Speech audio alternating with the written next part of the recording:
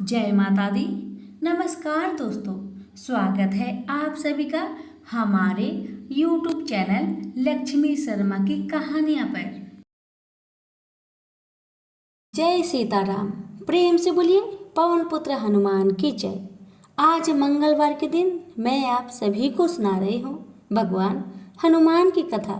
भगवान शंकर के 11वें अवतार कहे जाने वाले हनुमान जी का व्रत और पूजन करने से पूरी होती है हर कामना। सुख संपत्ति यश और संतान प्राप्ति के लिए मंगलवार का व्रत रखना शुभ माना जाता है। हनुमान जी से जुड़ी मंगलवार व्रत कथा का पाठ करके इस उपवास को पूरी श्रद्धा के साथ पूर्ण करें। प्राचीन समय की बात है। किसी नगर में एक ब्राह्मण दंपति रहते थे। उनके कोई संतान न होने के कारण वह बेहद दुखी थे। हर मंगलवार ब्राह्मण वन में हनुमान जी का पूजन करने जाता था। वह पूजा करके बजरंगबली से एक पुत्र की कामना करता था। उसकी पत्नी भी पुत्र की प्राप्ति के लिए मंगलवार का व्रत करती थी। वह मंगलवार के दिन व्रत के अंत में हनुमान जी को भोग लगाकर ही भोजन करती थी। एक बार व्रत के दिन ब्राह्मणी ने भोजन नहीं बना पाया और ना ही हनुमान जी को भोग लगा सके। तब उसने प्रण किया कि वह अगले मंगलवार को हनुमान जी को भोग लगाकर ही भोजन करेगी। वह भूखी प्यासी 6 दिन तक पड़ी रही। अगले मंगलवार के दिन वह बेहोश हो गई। हनुमान जी की उसकी निष्ठा और लगन को देखकर प्रसन्न हुए। उन्होंने आशीर्वाद स्वरूप ब्राह्मणी को एक पुत्र दिया और कहा कि यह तुम्हारी बहुत सेवा करेगा। बालक को पाकर ब्राह्मणी अति प्रसन्न हुई। उसने बालक का नाम मंगल रखा। कुछ समय उपरांत जब ब्राह्मण घर आया तो बालक को देख पूछा कि वह कौन है। पत्नी बोली कि मंगलवार व्रत से प्रसन्न होकर हनुमान जी ने उसे यह बालक दिया है। ब्राह्मण को अपनी पत्नी की बात पर विश्वास नहीं हुआ। एक दिन मौका देखकर ब्राह्मण ने बालक को कुएं में गिरा दिया। घर पर लौटने पर ब्राह्मणी ने पूछा, मंगल कहाँ है? तभी पीछे से मंगल मुस्कुरा कर आ गया। उसे वापस देखकर ब्राह्मण आश्चर्यचकित रह गया। रात को हनुमान जी ने उसे सपने में दर्शन दिए और बताया कि यह पुत्र उसे उन्होंने ही दिया है। ब्राह्मण सत्य जानकर बहुत खुश हुआ। इसके बाद ब्राह्मण दंपति प्रत्येक मंगलवार को व्रत रखने लगे। जो मनुष्य मंगलवार व्रत कथा को पढ़ता या सुनता है और नियम से व्रत रखता है, उसे हनुमान जी की कृपा से सब कष्ट दूर होकर सर्व सुख प्राप्त होता है और हनुमान जी की दया के पात्र बनते हैं। प्रेम से बोलिए पवन पुत्र हनुमान की जय। व्यास जी ने कहा, एक बार नैमिषारण्य तीर्थ में 80,000 मुनि एकत्र होकर पुराणों के ज्ञाता श्री सूत जी से पूछने लगे, हे महामुने, आपने हमें अनेक पुराणों की कथाएं सुनाई है। अब कृपा करके हमें ऐसा व्रत और कथा बताए जिसके करने से संतान की प्राप्ति हो तथा मनुष्य को रोग शोक अग्नि स्वर्ग दुख आदि का भय दूर हो जाए। क्योंकि कलयुग में सभी जीवों की आयु बहुत कम है। फिर इस पर उन्हें रोग चिंता के कष्ट लगे रहेंगे तो फिर वह श्री हरि के चरणों में अपना ध्यान कैसे लगा सकेंगे। श्री सूत जी बोले, हे मुनियों, आपने लोक कल्याण के लिए बहुत ही उत्तम बात पूछी है। एक बार युधिष्ठिर ने भगवान श्री कृष्ण से लोक कल्याण के लिए यही प्रश्न किया था। भगवान श्री कृष्ण और युधिष्ठिर का संवाद तुम्हारे सामने कहता हूँ, ध्यान देकर सुनो। एक समय पांडवों की सभा में श्री कृष्ण जी बैठे हुए थे। तब युधिष्ठिर ने भगवान श्री कृष्ण से प्रश्न किया, हे प्रभु नंद नंदन गोविंद, आपने मेरे लिए अनेकों कथाएं सुनाई है। आज आप कृपा करके ऐसा व्रत या कथा सुनाएं जिसके करने से मनुष्य को रोग चिंता का भय समाप्त हो और उसको पुत्र की प्राप्ति हो। हे प्रभु, बिना पुत्र के जीवन व्यर्थ है। पुत्र के बिना मनुष्य नरकगामी होता है। पुत्र के बिना मनुष्य प्रीत ऋण से छुटकारा नहीं पा सकता और ना ही उसका पुण्य नामक नरक से उद्धार हो सकता है। अतः पुत्रदायक व्रत बतलाए। श्री कृष्ण भगवान बोले, हे राजन, मैं एक प्राचीन इतिहास सुनाता हूँ, आप उसे ध्यान पूर्वक सुनो। कुंडलपुर नामक एक नगर था। उसमें नंदा नामक एक ब्राह्मण रहता था। भगवान की कृपा से उसके पास सब कुछ था, फिर भी वह दुखी था। इसका कारण यह था कि ब्राह्मण की स्त्री सुनंदा के कोई संतान न थी। सुनंदा पतिव्रता थी, भक्ति पूर्वक श्री हनुमान जी की आराधना करती थी। मंगलवार के दिन व्रत करके अंत में भोजन बनाकर हनुमान जी को भोग लगाने के बाद स्वयं भोजन करती थी। एक बार मंगलवार के दिन ब्राह्मणी गृह कार्य की अधिकता के कारण हनुमान जी को भोग न लगा सकी, तो इस पर उसे बहुत दुख हुआ। उसने कुछ भी नहीं खाया और अपने मन में प्रण किया कि अब तो अगले मंगलवार को ही हनुमान जी का भोग लगाकर अन्न जल ग्रहण करूंगी। ब्राह्मणी सुनंदा प्रतिदिन भोजन बनाती, श्रद्धापूर्वक पति को खिलाती, परंतु स्वयं भोजन नहीं करती और मन ही मन श्री हनुमान जी की आराधना करती थी। इसी प्रकार 6 दिन गुजर गए और ब्राह्मणी सुनंदा अपने निश्चय के अनुसार भूखी प्यासी निराहार रही। अगले मंगलवार को ब्राह्मणी सुनंदा प्रातः काल ही बेहोश होकर गिर पड़ी। ब्राह्मणी सुनंदा की इस असीम भक्ति के प्रभाव से श्री हनुमान जी बहुत प्रसन्न हुए और प्रकट होकर बोले, सुनंदा, मैं तेरी भक्ति से बहुत प्रसन्न हूँ, तो उठ और वर मांग।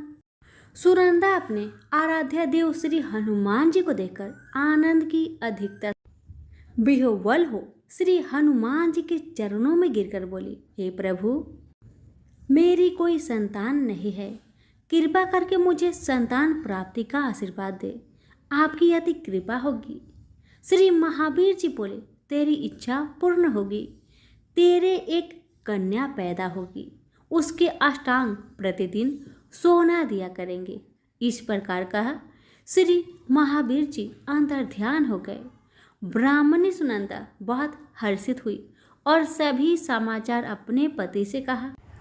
ब्राह्मण देव कन्या का वरदान सुनकर कुछ दुखी हुए, परंतु सोना मिलने की बात सुनी तो बहुत प्रसन्न हुए।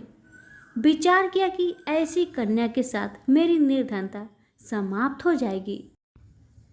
श्री हनुमान जी की कृपा से वह ब्राह्मणी गर्भवती हुई और 10वें महीने में उसे बहुत ही सुंदर पुत्री प्राप्त हुई। यह बच्ची अपने पिता के घर ठीक उसी तरह से बढ़ने लगी जिस प्रकार शुक्ल पक्ष का चंद्रमा बढ़ता है। 10वें दिन ब्राह्मण ने उस बालिका का नामकरण संस्कार करवाया। उसके कुल पुरोहित ने उस बालिका का नाम रत्नावली रखा, क्योंकि यह कन्या सोना प्रदान किया करती थी। इस कन्या ने पूर्व जन्म में बड़े ही विधान से मंगल देव का व्रत किया था। रत्नावली का अष्टांग बहुत सा सोना देता था। उस सोने से नंदा ब्राह्मण बहुत ही धनवान हो गया।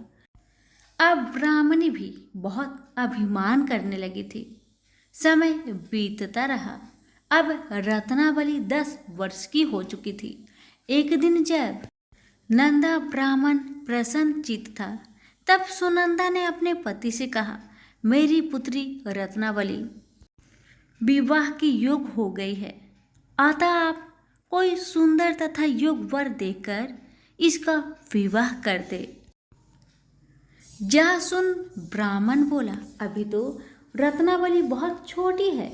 तब ब्राह्मणी बोली, शास्त्रों की आज्ञा है कि कन्या 8वें वर्ष में गौरी, 9 वर्ष में राहिनी, 10वें वर्ष में कन्या, इसके पश्चात रजवाला हो जाती है। गौरी की दान से पाताल लोक की प्राप्ति होती है। राहिनी के दान से बैकुंठ लोक की प्राप्ति होती है। कन्या के दान से इंद्रलोक में सुखों की प्राप्ति होती है। अगर हे पतिदेव रजवाला का दान किया जाता है तो घोर नरक की प्राप्ति होती है। इस पर ब्राह्मण बोला, अभी तो रत्नावली मात्र 10 ही वर्ष की है और मैंने तो 16-16 साल की कन्याओं का विवाह कराया है, अभी जल्दी क्या है। तब ब्राह्मणी सुनंदा बोली, आपको तो लोभ अधिक हो गया लगता है। शास्त्रों में कहा गया है कि माता पिता और बड़ा भाई रजवाला कन्या को देखते हैं तो वह अश्वही नरकगामी होते हैं। तब ब्राह्मण बोला, अच्छी बात है, कल मैं अवश्य ही योग वर की तलाश में अपना दूत भेजूंगा। दूसरे दिन ब्राह्मण ने अपने दूत को बुलवाया और आज्ञा दी कि जैसी सुंदर मेरी कन्या है वैसा ही सुंदर वर उसके लिए तलाश करो। दूत अपने स्वामी की आज्ञा पाकर निकल पड़ा। पंपई नगर में उसने एक सुंदर लड़के को देखा। यह बालक एक ब्राह्मण परिवार का बहुत गुणवान पुत्र था। इसका नाम सोमेश्वर था। दूत ने इस सुंदर व गुणवान ब्राह्मण पुत्र के बारे में अपने स्वामी को पूर्ण विवरण दिया। ब्राह्मण नंदा को भी सोमेश्वर अच्छा लगा और फिर शुभ मुहूर्त में विधि पूर्वक कन्यादान करके ब्राह्मण ब्राह्मणी संतुष्ट हुए। परंतु ब्राह्मण के मन में तो लोभ समाया हुआ था। उसने कन्यादान तो कर दिया था पर वह बहुत खिन्न भी था। उसने विचार किया कि रत्नावली तो अब चली जाएगी और मुझे इससे जो सोना मिलता था वह अब नहीं मिलेगी। मेरे पास जो धन था कुछ तो इसके विवाह में खर्च हो गया और जो शेष बचा है वह भी कुछ दिनों पश्चात समाप्त हो जाएगी। मैंने तो इसका विवाह करके बहुत बड़ी भूल कर दी है। अब कोई ऐसा उपाय हो कि रत्नावली मेरे घर में ही बनी रहे, अपने ससुराल ना जाए। लोभ रूपी राक्षस ब्राह्मण के मस्तिष्क पर छाता जा रहा था। रात भर अपनी सैया पर बेचैनी से करवट बदलते बदलते उसने एक बहुत ही क्रूर निर्णय लिया। उसने विचार किया कि जब रत्नावली को लेकर उसका पति सोमेश्वर अपने घर के लिए जाएगा तो वह मार्ग में छिपकर सोमेश्वर का वध कर देगा और अपनी लड़की को अपने घर ले आवेगा, जिससे नियमित रूप से उसे सोना भी मिलता रहेगा और समाज का कोई मनुष्य उसे दोष भी नहीं देगा। प्रातःकाल हुआ तो नंदा और सुनंदा ने अपनी जामाई तथा लड़की को बहुत सारा धन देकर विदा कर दिया। सोमेश्वर अपनी पत्नी रत्नावली को लेकर ससुराल से अपने घर की तरफ चल दिया। ब्राह्मण नंदा महालोभ के भसीभूत हो अपनी मति खो चुका था। पाप पुण्य को उसे विचार न रहा था। अपने भयानक व क्रूर निर्णय को कार्य रूप देने के लिए उसने अपने दूत को मार्ग में अपने जामाई का वध करने के लिए भेज दिया था, ताकि रत्नावली से प्राप्त होने वाला सोना उसे हमेशा मिलता रहे और वो कभी निर्धन ना हो। ब्राह्मण के दूत ने अपने स्वामी की आज्ञा का पालन करते हुए उसके जामाई सोमेश्वर का मार्ग में ही वध कर दिया। समाचार प्राप्त कर ब्राह्मण नंदा मार्ग में पहुंचा और रोदन करती अपनी पुत्री रत्नावली से बोला, हे पुत्री, मार्ग में लुटेरों ने तेरे पति का वध कर दिया है। भगवान की इच्छा का आगे किसी का कोई वश नहीं चलता है। अब तू घर चल, वहां पर ही रहकर शेष जीवन व्यतीत करना। जो भाग्य में लिखा है वही होगा। अपने पति की अकाल मृत्यु से रत्नावली बहुत दुखी हुई। करुण क्रदन व रुदन करते हुए अपने पिता से बोली, हे पिताजी, इस संसार में जिस स्त्री का पति नहीं है उसका जीना व्यर्थ है। मैं अपने पति के साथ ही अपने शरीर को जला दूंगी और सती होकर अपने इस जन्म को माता पिता के नाम को तथा सास ससुर के यश को सार्थक करूंगी। ब्राह्मण नंदा अपनी पुत्री रत्नावली के वचनों को सुनकर बहुत दुखी हुआ। विचार करने लगा, मैंने व्यर्थ ही जामाई का वध का पाप अपने सिर लिया। रत्नावली तो उसके पीछे अपने प्राण तक देने को तैयार है। मेरा तो दोनों तरफ से मरण हो गया। धन तो अब मिलेगा नहीं, जमाई वध के पाप के फलस्वरूप यम यातना भी भुगतनी पड़ेगी। यह सोचकर वह बहुत खिन्न हुआ। सोमेश्वर की चिता बनाई गई। रत्नावली सती होने की इच्छा से अपने पति का सिर अपने गोद में रखकर चिता में बैठ गई। जैसे ही सोमेश्वर की चिता को अग्नि लगाई गई, वैसे ही प्रसन्न हो मंगलदेव वहां प्रकट हुए और बोले, हे रत्नावली, मैं तेरी पति भक्ति से बहुत प्रसन्न हूँ, तू वर मांग। रत्नावली ने अपने पति का जीवन दान मांगा। तब मंगलदेव बोले, रत्नावली, तेरा पति अजर अमर है, यह महाविद्वान भी होगा, और इसके अतिरिक्त तेरी जो इच्छा हो वर मांग। तब रत्नावली बोली, हे ग्रहों के स्वामी, यदि आप मुझ पर प्रसन्न है तो मुझे यह वरदान दीजिए कि जो भी मनुष्य मंगलवार के दिन प्रातःकाल लाल पुष्प लाल चंदन से पूजा करके आपका स्मरण करे, उसको रोग व्याधि ना हो, सज्जनों का कभी वियोग ना हो, सर्प अग्नि तथा शत्रुओं का भय ना रहे। जो स्त्री मंगलवार का व्रत करे वह कभी विधवा ना हो। मंगलदेव तथास्तु कहकर अंतर ध्यान हो गए। सोमेश्वर मंगलदेव की कृपा से जीवित हो उठा।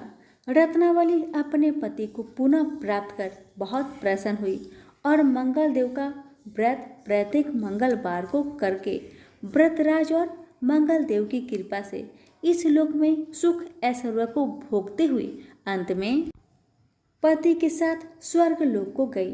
तो प्रेम से बोलिए, मंगलदेव की जय हो। जय हनुमान ज्ञान गुण सागर, जय कपीस तिहु लोक उजागर। रामदूत अतुलित बल धामा, अंजनी पुत्र पवन सुत नामा। महावीर विक्रम बजरंगी, कुमति निवार सुमति के संगी। कंचन बरन विराज सुबेसा, कानन कुंडल कुंचित केसा। हाथ ब्रजो ध्वजा विराजे, कांधे मूज जनेऊ साजे। शंकर सुवन केसरी नंदन, तेज प्रताप महाजगवंदन। विद्यावान गुणी अति चातुर, राम काज करिबे को आतुर। प्रभु चरित्र सुनबे को रसिया, राम लखन सीता मन बसिया। सूक्ष्म रूप धरि सियाहि दिखावा, बिकट रूप धरि लंक जरावा। भीम रूप धरि असुर सहारे, रामचंद्र जी के काज सवारे।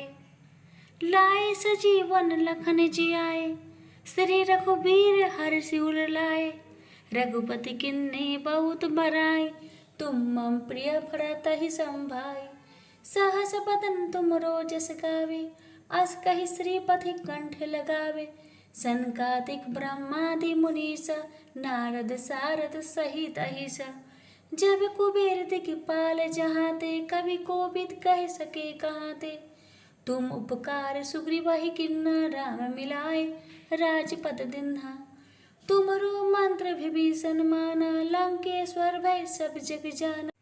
जोग सहस्त्र जोजन पर भानु, लिल्यो ताहि मधुर फल जानु। प्रभु मुद्रिका मैली मुख माही, जलधि लागी गई अचरज नाहि। दुर्गम काज जगत के जीते, सुगम अनुग्रह तुमरे तेते। राम दुआरे तुम रखवारे, होत न आज्ञा बिनु पैसारे। सब सुख लाहे तुम्हारी सरना, तुम रक्षक काहो को डरना। आपन तेज सम्हारो आपे, तीनों लोग हांकते कापे। भूत पिचास निकट नहीं आवे, महावीर जब नाम सुनावे। नासे रोग हरे सब पीरा, जपत निरंतर हनुमत वीरा। संकट ते हनुमान छुरावे, मन क्रम वचन ध्यान जुलावे। सब पर राम तपस्वी राजा, तिनके काज सकल तुम साजा। और मनोरथ जो कोई लावे, सोई अमित जीवन फल पावे। चारों जुग प्रताप तुम्हारा, हे प्रसिद्धि जगत उजियारा। साधु संत के तुम रखवारे, असुर निकंदन राम दुलारे। अष्ट सिद्धि नौ निधि के दाता, असबर दीहे जानकी माता। राम रसायन तुमरो पासा, सदा रहो रघुपति के दासा। तुमरे भजन राम को पावे, जन्म जन्म के दुख बिसरावे। अंत काल रघुबरपुर जाहि, जहाँ जन्म हरि भक्त कहाई। और देवता चितना धरई, हनुमत से सर्व सुख करई, संकट कटे मिटे सब पीरा, जो सुमिरे हनुमत बलबीरा। जय जय जय हनुमान गोसाई, कृपा करहु गुरुदेव की नाई, जो सत बार पाठ कर कोई, छूट ही बंदी महासुख होई। जो यह पढ़े हनुमान चालीसा, होय सिद्धि साखी गौरीसा। तुलसीदास सदा हरि चेरा, कीजिए नाथ हृदय महाडेरा। पवन तनया संकट हरना, मंगल मूर्ति रूप। राम लखन सीता सहिते, हृदय बसहु सुरभूप। भगवान हनुमान जी की आरती। आरती की जय हनुमान लला की, दुष्ट दलन रघुनाथ कला की। जाके वल से गिरिवर कापे, रोग दोष जाके निकट न छाके। अंजनी पुत्र महाबलदाई, संतान के प्रभु सदा सहाय। देवीरा रघुनाथ पठाए, लंका जाई सिया सुदिलाए। लंका से कोट समंदर सिखाई, जात पवन सुत बार न लाई।